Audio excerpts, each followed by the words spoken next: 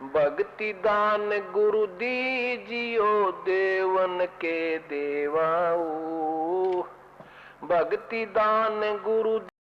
इस प्रकार कोई भी कार्य हमारा होता है, चाहे किसी से भी होता है, करे करावे साइया मन में लहर उठा, दादू सरदर जीव के अब बगल हो जा।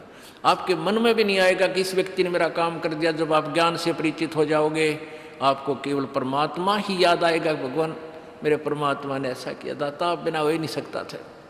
तो करा करावे साइया मन में लहर उठा, करावे किससे थे, लेकिन हमारा काम भगवान बिना नहीं होगा और होता भी नहीं। तो हम फिर पतिव्रता पद पर आ जाएंगे कि हमने भगवान के अतिरिक्त किसी में आस्था रहे को ना, और है भी ये सच्चाई। तो तभी हम ऊपर उठेंगे, तभी हम परमात्मा के निकट आएंगे, और परमात्मा के निकट आएंगे तो फिर सारे लाभ होंगे। कहते हैं कल्पे कारण कौन है, कर सेवा निकाम। अब तू रह कर कल्पना करता है, कदे न्यू ना हो जाए, न्यू ना हो जाए, भगवान न्यू हो जाए। कहता तू निष्काम भाव से सच्चे दिल से बिना मनोकामना पूर्णा के अपने करता रहे, तू सेवा पूजा कर, साधना कर, मन इच्छा फल देवेगा। जो पड़े जनित काम, फिर आपको मन चाया फल देगा जब उस मालिक के सत्र का काम आवेगा। हम के मांगा, हाँ भैंस नहीं ना हुई है, आज दूध ना दिया, ठीक है गरीब आदमी ने इतना दुख बतेरा है यो भी, लेकिन आप भक्ति करो जो मर्यादा हमने बता दी। इस नाम को जपते रहो। इसके जपने से, साधना करने से ये जो संसारिक सुख है आपके आप होंगे। इस मंत्र में, इस भक्ति में ये बट नेचुरल है, ये बाई प्रोडक्ट है इस भक्ति का, जिसको तुम मांग रहे हो। जैसे किसान ने गेहूं बोने हैं, गेहूं बीजने का मुख्य उद्देश्य है अपनी जीवन रक्षा करने का, परिवार की जान बचाने का, कि हमें गेहूं मिले, कणक मिले। उसके लिए भूसा उसका उद्देश्य नहीं होता, वो तूड़ा उद्देश्य नहीं होता। अब देखा हमने कई पहले बड़े बड़े फार्म जिसके 20-20, 50-50 एकड़, 40-40, 100-100 एकड़ ज़मीन है, वो क्या करते हैं कि कंबाइन से कटा देते हैं। वो ऊपर ऊपर से गेहूं निकाल लेते हैं, वो तूड़ा भूस पड़ा रहे वहाँ पर ऐसे छोड़ देते थे। उनका उद्देश्य गेहूं ही प्राप्त करना था। तो ऐसे ही हमारा उद्देश्य मोक्ष प्राप्ति है, और उसमें फिर वो तूड़ा जो है आप हो जाएगा। जैसे आपने गेहूं बीजे हैं तो तूड़ा यानी भूस तो होगा ही होगा, पहले भूस होगा और पाछे गेहूं मिलेगा। तो आप यदि उद्देश्य मोक्ष ही मानकर यहाँ कार्य करोगे, भक्ति करोगे, तो यहाँ संसारिक सुख तो आपको मिलेंगे ही मिलेंगे, ये तो हो ही नहीं सकता। ये बाई प्रोडक्ट है इस भक्ति का। और हम मांगने तूड़ा आवे हैं, हम डिमांड ही इसकी करते रहते हैं, यूँ हो जा, यूँ हो जा। कोई नहीं, नए नए बच्चे आते हैं, उनको ज्ञान नहीं, उनको तो हम कहते बेटा होगा, और होगा ऐसी बात नहीं, क्योंकि आपके भाग्य में नहीं है वो वस्तु।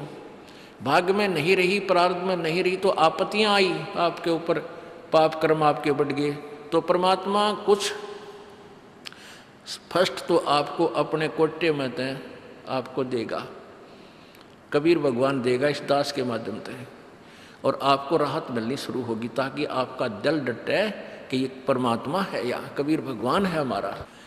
अब धर्मदास जी ने कबीर परमेश्वर जी से पूछा कि हे भगवान, कोई आप चमत्कार नहीं दिखाते। अब भोली भाली आत्मा शुरू में इसे प्रश्न किया करते हैं। परमात्मा बोले भाई संत चमत्कार नहीं दिखाया करते, वो तो बंडेलियां का काम वो है, जादूगरा का। और फिर क्या देखता है, कुछ दिनों के बाद वो भी ठीक हो गया, उसका भी आराम हो गया, वो रोता आया था उसका आज सुख हो गया। तो धर्मदास कहता है फिर आप ये महाराज जी आपने तो कमाल कर दिया, कति चमत्कार करके दिखा दिया, आज वो फलाना ठीक हो गया। परमात्मा बोले भाई संत चमत्कार नहीं करा करते, और वो संत नहीं जिससे चमत्कार ना हो। अब दोनों बात है, जातुरन्यो हो जाएगा, जातुरन्यो, ये ऐसे संत नहीं कहा करते, वो तो ड्रामेबाज और माया के लोभी बकवास किया करते हैं। संत चमत्कार नहीं दिखाते, नहीं करते, और वो संत नहीं जिससे चमत्कार ना हो। अब दोनों बात हैं, समझदार समझ गए होंगे। अब प्रसंग चल रहा था कि हमने परमात्मा को ही आधारित मानकर चलना पड़ेगा। और परमात्मा में कितनी श्रद्धा हो कि साईं यो मत जानियो प्रीत घटे मम चहत, मरूं तो तुम सुमरत मरूं जीवत सुमरू नत। अब एक भक्त की कैसी भावना होनी चाहिए अपने परमात्मा के प्रति। परमात्मा में इतना प्यार, इतना कसक, इतना लगाव हो कि भगवान को ऐसे ही मत समझना, परमात्मा को ऐसे ही ना समझना, मेरे दिल में प्रीत कम ना हो जा। साईं यूं मत जानियो प्रीत घटे मम चत, और मरूं तो तुम सुमरत मरूं और जीवित समरू नित। कि परमात्मा को ऐसे ही कोई ऊपरले भाव से ही इसमें लगाव मत बनाना। परमात्मा ऐसी वैसी चीज नहीं है, ये बहुत ही इम्पोर्टेंट वस्तु है और इसको ऐसी वैसी बात मत समझना। यानी जिसका नाम भगवान और सारी सुख दे, और फिर हम उसको ऐसे वैसे ऊपरले भाव से उसमें लगाव रखते हैं। आपने गरीब आदमी ने 10,000 रुपये मिल जा कहीं से, चाहे वो उधारे मिल लो या उसके अपने कोई मिल गए, तो उस निर्धन को पता है वो 10,000 रुपया न कहाँ छुपाता फिरेगा और कहाँ छुपा होगा, कदे कोई बालक ना निकाल ले, मुश्किल से मिले हैं, ये करूँगा वो, कितनी उसकी वैल्यू से परिचित है।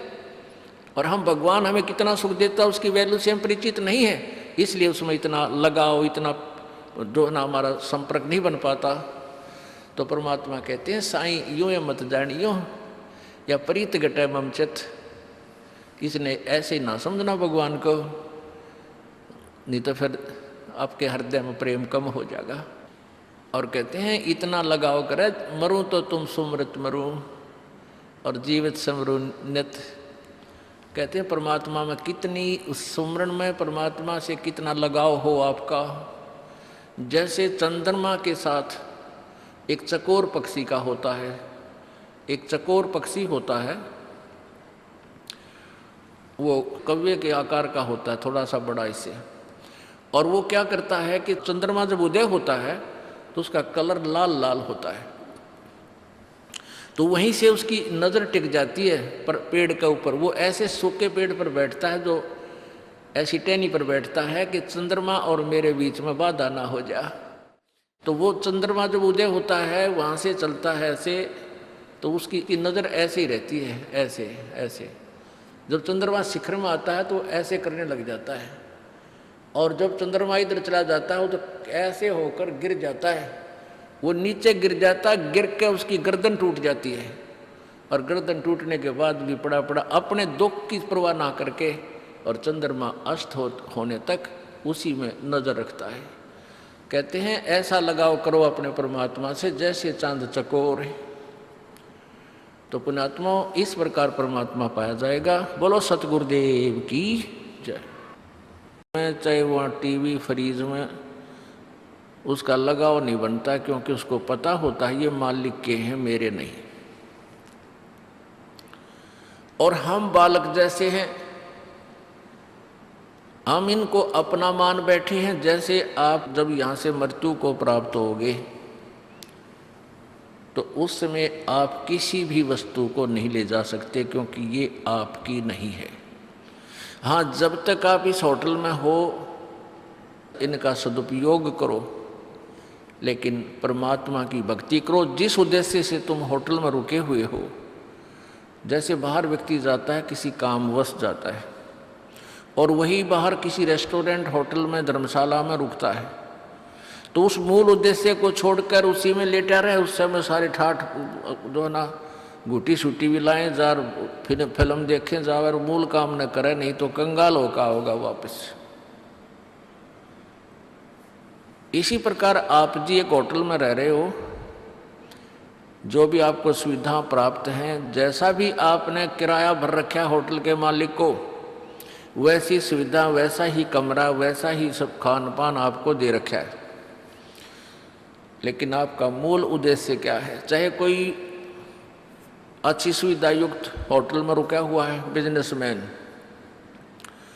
और बिजनेस करने गया हुआ है, व्यापार करने, और एक सिंपल सी धर्मशाला में रुका हुआ है, और दोनों का उद्देश्य यही है कि हम बिजनेस करें, व्यापार करें और दुगने तिगने पैसे कमाकर अपने स्वदेश चले।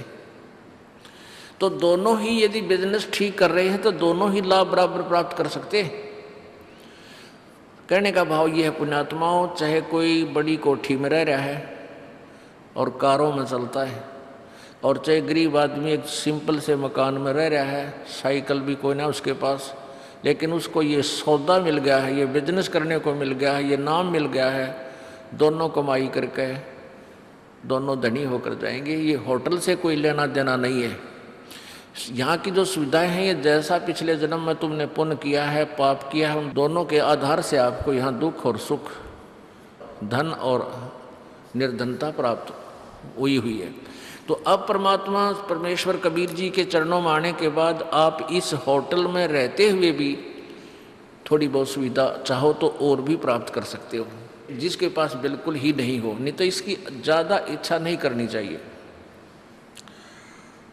उसके लिए परमात्मा बताते हैं कि सर्व सोने की लंका होती रावण से रणधीरम, एक पलक में राज विराजीव जम के पड़े जजीरम, मन तू सुख के सागर बस रे भाई और न ऐसा यस रे। सारी सोने की लंका थी। जैसे हम ईंटों से मकान बनाते हैं, कमरे बनाते हैं, कक्ष, ऐसे सोने की ईंटों से रावण ने पूरी लंका, पूरी उसकी जो नगरी थी वह पूरी सोने की ईंटों से बना रखी थी। इतना धनी था, इतना पैसे वाला राजा था। रावण की मंडियों में हीरे, पन्ने, जवाहरात ऐसे बिका करते जैसे आज करनाल की मंडियों में धान बिके और इधर गेहूं बिके। रोहतक, सोनीपत, हिसार में भी गेहूं खूब होने लग गया। तो यहाँ जैसे गेहूं और ज्वार बाजरा जहाँ होता है उन मंडियों में जैसे उनकी अधिकता होती है, तो ऐसे रावण की मंडियों में हीरे, पन्ने, जवाहरात ने बिक्या करते हैं। इतना धनी था। और क्या कहते हैं, रति कंचन पाया नहीं रावण चलती बार, 1 ग्राम सोना भी रावण लेके साथ नहीं जा सका जब अंत समय उसका